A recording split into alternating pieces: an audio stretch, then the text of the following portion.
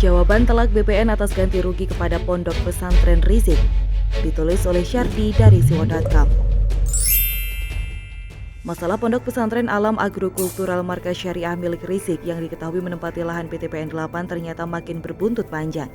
Saya sendiri jadi bingung karena ternyata banyak aspek yang dikaitkan. Masing-masing pihak saling membela, terutama pihak Rizik. PTPN 7 sebelumnya sudah pernah melayangkan somasi agar pesantren tersebut dikosongkan segera. Pengurus pondok pesantren tersebut menyatakan siap melepas lahan di kawasan Megamendung Bogor, Jawa Barat. Tapi ada syaratnya, PTPN 8 diminta mengganti uang pembangunan pondok pesantren, istilah lainnya ganti rugi. Pengurus pesantren siap melepas lahan jika dibutuhkan negara, tapi silakan bayar ganti rugi uang keluarga dan umat yang sudah dikeluarkan untuk beli tanah overgarap, kata Sekretaris Bantuan Hukum DPP FPI sekaligus kuasa hukum Rizik Syihab Aziz Yanwar.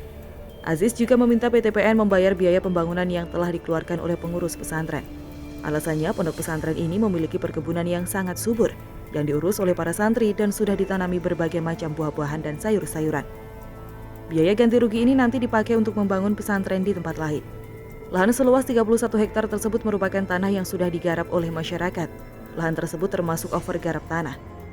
Di media lain disebutkan kalau Aziz mengatakan pondok pesantren berdiri di atas lahan PTPN 8 berstatus HGU. Akan tetapi PTPN 7 menelantarkan lahan tersebut dan tidak menguasai lahan tersebut secara fisik selama 30 tahun. Saat tanah itu dijual kepada Rizik, masyarakat sudah menggarap lahan yang ditelantarkan PTPN 8 selama lebih dari 30 tahun. Ini agak aneh memang, lahan yang tak terurus bukan berarti bisa seenaknya menguasai lahan milik orang atau pihak lain.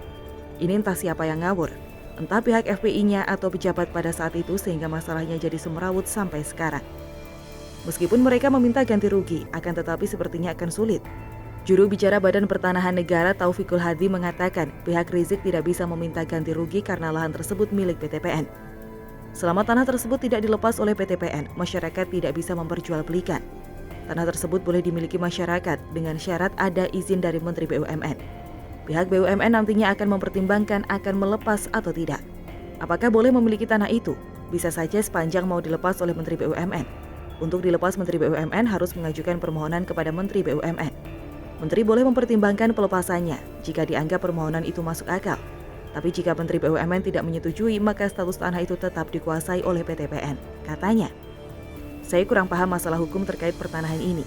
Tapi secara logika kalau PTPN 7 berani mensomasi, artinya mereka punya bukti atas kepemilikan lahan tersebut. Dan FPI akan terkena masalah baru dan kemungkinan harus get out. Pakar pertanahan dari Konsorsium Pembaruan Agraria Iwan Nurdin juga menilai klaim Rizik soal lahan yang terlantar selama 30 tahun tidak sepenuhnya tepat. Dia merujuk pada PP nomor 11 tentang penertiban dan pendayagunaan tanah terlantar. Adanya pengecualian penelantaran jika tanah itu milik pemerintah pusat, pemerintah daerah, kementerian atau lembaga. Selain itu, HGU kegunaannya untuk perkebunan, pertanian dan pertambakan atau kepentingan ketanahan negara dan juga diperuntukkan untuk masyarakat kecil, seperti petani yang tidak memiliki tanah untuk bercocok tanam. Intinya, pendirian pondok pesantren tersebut telah menggunakan lahan yang tidak sesuai dengan haknya, karena mendirikan bangunan di aset negara. Ya, kita lihat saja nanti bagaimana akhir perseteruan antara Rizik dan PTPN 8. Tapi hal ini mirip dengan banyak kejadian di negara ini.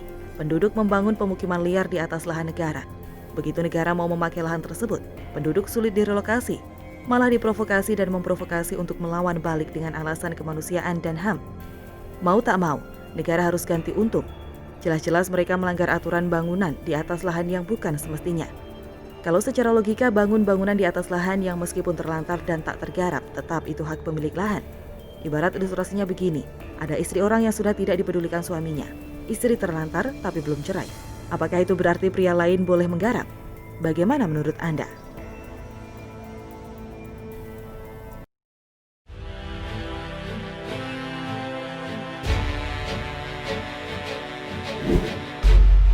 Kong kali kong jual tanah milik negara kepada Rizik.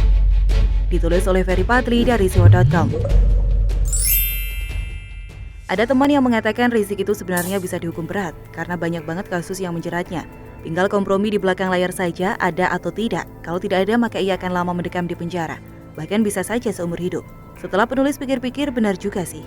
Karena belakangan ini satu persatu kasusnya mulai mencuat ke publik. Mulai dari cat asusila, melakukan pelecehan terhadap budaya Sunda, menista agama Kristen, menghina profesi Hansip, menyebarkan hoaks di uang Rp100.000 ada gambar Palu Arit, hingga yang teranyar yang turut mengantarkannya ke penjara, yakni memprovokasi massa untuk membuat kerumunan di masa PSBB, serta ia terlibat aktif dalam kasus kerumunan massa di Megamendung, Bogor, Jawa Barat.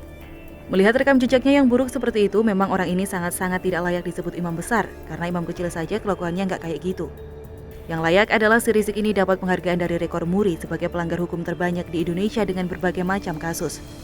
Itu belum seluruhnya loh, kasus yang melibatkan Rizik masih ada yang lain lagi, yakni ia membeli lahan milik negara kepada warga. Baru-baru ini PT PN 8 melayangkan somasi kepada Ponpes Markas Syariah Megamendung, pimpinan Rizik untuk segera meninggalkan lahan milik negara yang dikuasainya tersebut. Dengan ini kami sampaikan bahwa PT Perkebunan Nusantara 8 telah membuat surat somasi kepada seluruh okupan di wilayah Perkebunan Gunung Mas Puncak, Kabupaten Bogor dan Markas Syariah milik pimpinan FPI, ujar Sekretaris Perusahaan PT PN 8 Maning DT.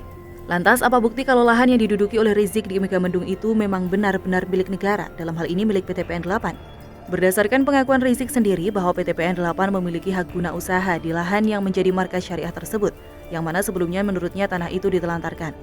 Tapi yang namanya tanah negara, mau ditelantarkan kayak mau dikelola, mau diapakan saja tetap saja statusnya milik negara. Nggak boleh dikuasain oleh orang lain. Apalagi kadrun yang suka banget menjelek-jelekan pemerintah. Lalu apa pembelaan FPI terkait Rizik menguasai tanah negara itu? Mereka mengklaim junjungannya tersebut membeli lahan kepada warga sebelum membangun pondok pesantren. Jadi bisa dikatakan hal itu tidaklah merampas tanah milik siapapun. Perlu dicatat bahwa masuknya IBHRS dan pengurus Yayasan MSMM untuk mendirikan Ponpes yaitu dengan membayar kepada petani, bukan merampas, ujar Wasekjen FPI Aziz Yanuar. Pembelaan lain dari Aziz adalah saat menjual lahan tersebut kepada Rizik, warga membawa surat yang ditandatangani oleh aparat kelurahan setempat. Untuk lebih jelasnya berikut penjelasan Aziz. Para petani tersebut datang membawa surat yang sudah ditandatangani oleh lurah dan RT setempat. Jadi tanah yang didirikan Ponpes Markas Syariah itu semua ada suratnya. Itulah yang dinamakan membeli tanah over garap. Dokumen tersebut lengkap dan sudah ditembuskan kepada institusi negara, mulai bupati sampai gubernur. Dan benar, tanah tersebut HGU-nya milik PT PN 8 yang digarap oleh masyarakat. Jadi kami tegaskan sekali lagi bahwa kami tidak merampas tanah PT PN 8, tetapi kami membeli dari para petani. Dari pernyataan pengurus FPI itu, sudah nampak jelas di mana letak pidananya dan siapa saja yang terlibat di balik kong-kali-kong jual beli tanah milik negara tersebut. Pertama, Aziz Yanuar tidak menjelaskan surat apa yang dibawa oleh warga yang ditandatangani oleh aparatur kelurahan setempat sebagai syarat menjual tanah negara itu. Sementara untuk menjual tanah yang sah diperlukan yang namanya surat tanah yang diterbitkan oleh kantor BPN setempat. Dari sini sudah bisa dipastikan bahwa surat yang dibawa warga untuk menjual tanah kepada Rizik tersebut bukanlah surat tanah. Karena BPN tidak akan mungkin menerbitkan surat tanah warga untuk lahan yang ada HGU-nya. Terlalu besar resikonya, yakni bisa masuk penjara. Dengan demikian ini sudah masuk ranah hukum. Karena secara sengaja menjual lahan milik negara kepada orang lain tanpa sepengetahuan negara pula. Si Rizik juga bisa dipidanakan terkait kasus ini, yakni ia terbukti menjadi penadah barang hasil serobotan. Selanjutnya, perangkat kelurahan yang menandatangani surat untuk mempermulus menjual tanah milik negara itu perlu diperiksa polisi pula. Sudah jelas-jelas tanah tersebut bukan milik warganya, tapi kok berani-beraninya menandatangani surat tanah yang mau dijual itu? Termasuk juga bupati dan gubernur di masa lalu. Perlu dimintai keterangan, kenapa membiarkan warga menjual lahan negara kepada Rizik. Lagian juga kan yang jadi gubernur Jabar di kala itu adalah Aher, si kader PKS yang juga dekat dengan Rizik. Sehingga ada tidak keterlibatannya dalam penyerobotan lahan ini perlu didalami pula. Jangan-jangan ini ulah dia semua.